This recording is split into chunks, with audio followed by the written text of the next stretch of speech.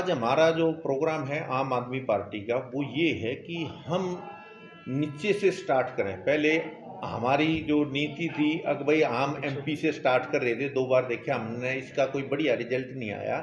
और इस बार हम हर member, panchayat member, sarpanch, block samiti और जिला परिषद के लिए जो भी अच्छा कैंडिडेट होगा उसको अगर चिन्ह पे लड़ेगा तो आम आदमी पार्टी के चिन्ह पे लड़वाएंगे। जो चिन्ह पे नहीं लड़ेगा वो हम अच्छा आदमी को उसकी मदद करेंगे। हम ये चाहते हैं कि दिल्ली की तर्ज पे यहाँ भी अच्छे आदमी आए जो लोगों के काम करें, दिन रात काम करें। मैंने देखा है हमारे सुखबीर दलाल थे पिछली बार एमएलए, उन्हें 1 मिनट की भी फुर्सत नहीं रहती थी। और भी मेरे कई एमएलए जानकार हैं, वो बड़ा काम करते हैं उन्होंने। और हम ये भी देखते हैं कि हमारे जो अपने अरविंद केजरीवाल जी हैं, हमारे इसके अध्यक्ष हैं जो आम आदमी पार्टी के, वो हमारे ऊपर जो जिले के अध्यक्ष हैं, जो जोन के अध्यक्ष हैं, जो मध्य जोन के अध्यक्ष हैं या हरियाणा के जो भी अध्यक्ष हैं, उन पे भी इतना काम लेना चाहते हैं वो। अगर भाई वो दिन रात काम पे लगे रहें, लोगों को एक काम करें। जो आज हम जो जुड़े थे इस पार्टी में, हमारे एक वकील थे, पहले बीएसटी में कर्मचारी यूनियन का मैं नेता था, वहाँ अवधेश वकील था। उन्होंने जब 49 दिन की सरकार आई तो अवधेश जी ने हमारे को बोला था, सुखबीर अगर कभी भी पार्टी में जुड़ना है तो आम आदमी से जुड़ना है। आम आदमी वाले जो जितना काम पब्लिक का ये कर रहे हैं कोई नहीं कर सकता। इन्होंने तो हमारे जैसों को भी साथ लगा लिया कि भाई पब्लिक के काम करो। इस करके आम आदमी पार्टी ने अपना करड़े उससे बोला, भाई अगर केजरीवाल जी ने भाई मेरे को अगर काम किया है तो वोट देना, नहीं मेरे को वोट नहीं देना। इस तरह खुले चैलेंज कोई नहीं कर सकता। और अमित शाह वर्गे और जो हमारे बीजेपी के सारे सीएम, सारे पीएम और सारे एमएलए मैंने देखे हैं, वहाँ सारे घूम रहे थे घर घर, परंतु फिर भी हमारे जो लोगों ने काम किया था उसकी बदौलत तीसरी बार सीएम केजरीवाल आए। और हमारी जो किसानों के लिए है, किसानों के लिए हम शुरू से लड़ाई लड़ रहे हैं। हमने अपना खट्टर की कोठी का भी घेराव किया। आम आदमी पार्टी किसानों के हक में है, किसानों के साथ है और आगे भी जब तक ये कानून वापस नहीं लेंगे तब तक साथ रहेंगे।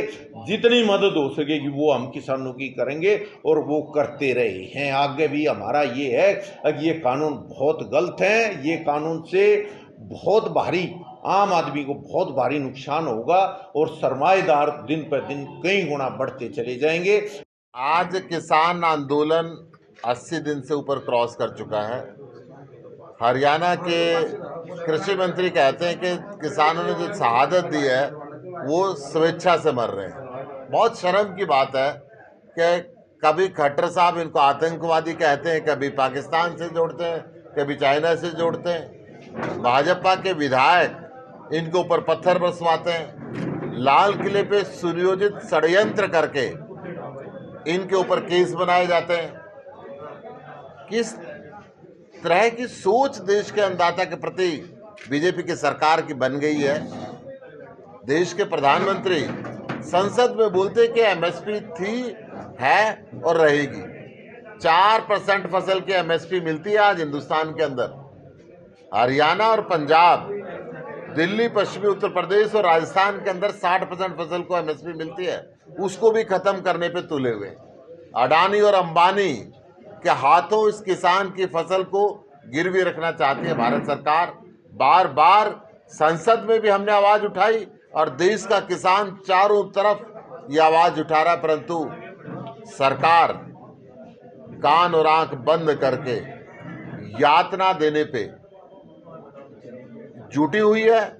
युद्ध बंदियों के साथ भी, दुश्मन देश के लोगों के साथ भी जो व्यवहार नहीं किया जाता वो देश के किसानों के साथ व्यवहार दिल्ली बॉर्डर के ऊपर भाजपा की सरकार, हरियाणा की सरकार, केंद्र सरकार के इशारे पे कर रही है। इनका बिजली काट दी गई, पानी काट दिया गया, शौचालय की व्यवस्था खत्म कर दी गई, इंटरनेट को महीनों महीनों बंद रखा गया।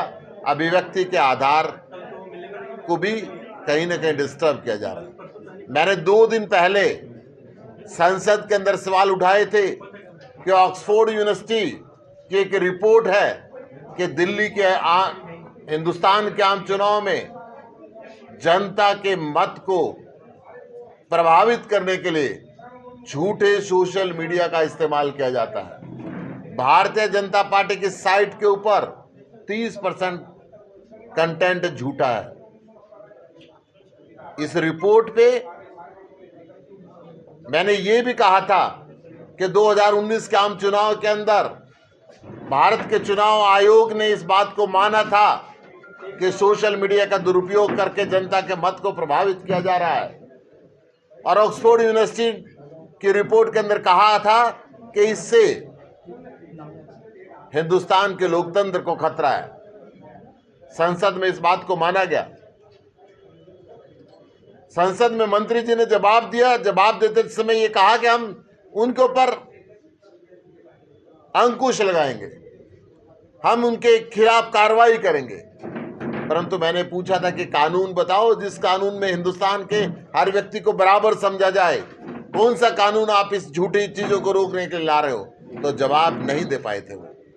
मैंने संसद के अंदर स्वीडन की वीडेम यूनिवर्सिटी का सवाल भी उठाया था, जिसमें कहा था मोदी सरकार ने जिस प्रकार मीडिया और विपक्ष के स्थान को कम किया है, उससे भी हिंदुस्तान के लोकतंत्र को खतरा है।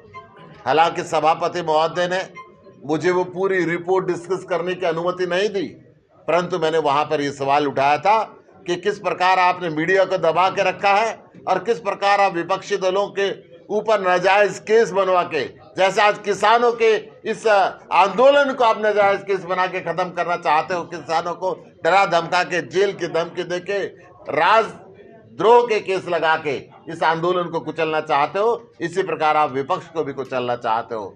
इसलिए भी ये भी लोकतंत्र के खतरे की निशानी है। इस पे भी भाजपा सरकार के मंत्री चुप रहे और उपसभापति महोदय ने उसकी परमिशन नहीं दी। परंतु मुझे खेद है, आज हरियाणा के अंदर खट्टर साहब ने जाति और धर्म का वैमनस्य बो दिया है। जाति और धर्म से ऊपर उठ नहीं रहे हैं। हरियाणा के अंदर पिछले 6 साल से कोई नया उद्योग नहीं आया है, नया व्यापार नहीं हो रहा। देश के अंदर 20 करोड़ युवा बेरोजगार घूम रहे हैं, महिलाओं की सुरक्षा नहीं है। कल रोहतक के अंदर सरेआम घर के अंदर घुस के 5 इंटरनेशनल पहलवानों की हत्या गोली मार के कर दी गई। अनिल विज साहब और 2 और व्यक्ति अभी हॉस्पिटल में अपने प्राणों से अंतिम लड़ाई लड़ रहे हैं। कानून व्यवस्था समय समय पे हरियाणा में खराब होती आई है। ऐसी स्थिति ठीक नहीं है, आप उसको मेंटेन करें।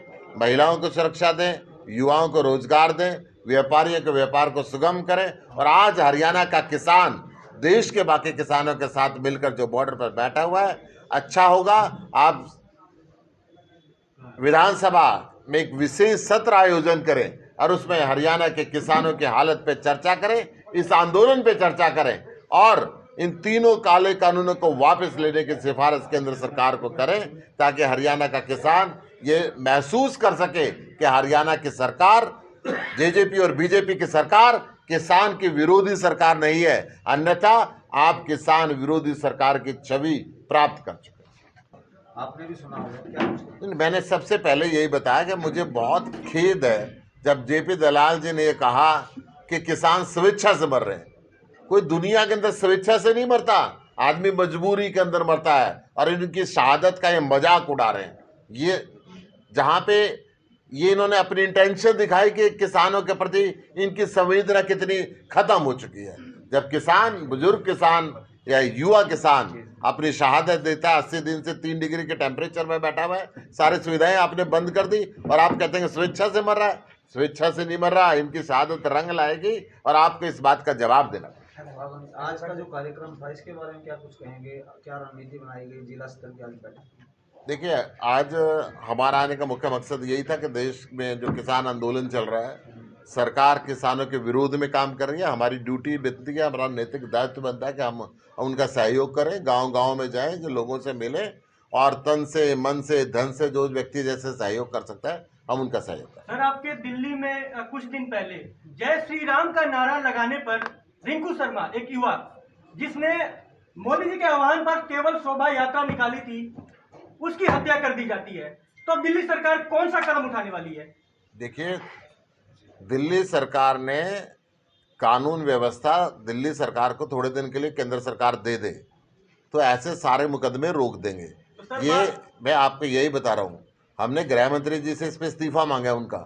क्यों आप ऐसी मॉब लिंचिंग जैसी चीज़ें दिल्ली के अंदर पैदा करते हैं? क्यों आपने शाहीन बाग का धरना वहाँ पे करवा के और वो दिल्ली के अंदर दंगे कराए थे? क्यों आप इनको धार्मिक रंग देना चाहते हैं? इन सारी बातों पे मुख्यमंत्री जी लगातार नजर रखे हुए हैं और ऐसी घटना पुनरावृत्ति ना हो इसके लिए गृह मंत्री जी को हमने लिखा। केजरीवाल जी बार बार कहते हैं दिल्ली दिल वालों की है, सभी भाईचारा है, यहाँ पर सबसे ज्यादा भाईचारा दिल्ली में है। और दिल्ली में ऐसी वारदात होने के बाद कहीं ना कहीं लगता है कि वही हाल हो रहा है जो अभी आपने कहा था कि हरियाणा में बीजेपी धर्म और जाति की राजनीति करवा रही है, तो दिल्ली में भी होने लगा ना अब तो। नहीं, मैंने आपको फिर बताया, जहां जहां बीजेपी का कंट्रोल होगा ये चीजें वहां पे होती हैं। दिल्ली के अंदर भी कानून व्यवस्था पे बीजेपी का कंट्रोल है। आपकी जानकारी के लिए बता दूं, दिल्ली पुलिस सीधी अमित शाह जी के अंडर आती है, केजरीवाल जी का कहना नहीं मानती। अगर केजरीवाल जी का कहना मानती तो पानी के टैंकर किसानों के पास आने से लिए नहीं रोकती। अगर केजरीवाल जी का कहना मानती तो वाईफाई को बंद नहीं करती। केजरीवाल जी का कहना मानती तो बॉर्डर के ऊपर सीवर व्यवस्था बंद नहीं होने देती। केंद्र अगर कानून आम आदमी को दे देती है तो अंकुश लग जाएगा सारे वारदातों पर। 100%। जिस प्रकार हमने स्कूल बढ़िया बना दिए, बिजली बढ़िया कर दी, पानी बढ़िया कर दिया, हॉस्पिटल बढ़िया कर दिया, गारंटी के साथ कहते हैं 6 महीने के लिए दिल्ली पुलिस हमें दे और फिर कानून व्यवस्था देके। तो पंचायती चुनाव में आज जो मीटिंग हुई, आपकी पार्टी जीतने वाली है? देखिए, जीत और हार एक अलग बात है। आज हम जीत हार के लिए आए भी नहीं। आज हम पंचायत को संपर्क करेंगे, किसानों की मदद करें। आज मुद्दा किसानों का है और किसानों का मुद्दा है, परंतु पंचायत चुनाव की भी हमारी तैयारी पूरी है। पंचायत चुनाव आम आदमी पार्टी लड़ेगी, ब्लॉक समिति की लड़ेगी, जिला परिषद की लड़ेगी, परंतु बीजेपी और जेजेपी की सरकार इस आंदोलन से, विशेषकर उनके प्रति जो नफरत हुई है गाँव में, उससे डर के इन चुनाव से भाग रही है और इन चुनाव को उन्होंने पोस्टपोन करके रखा।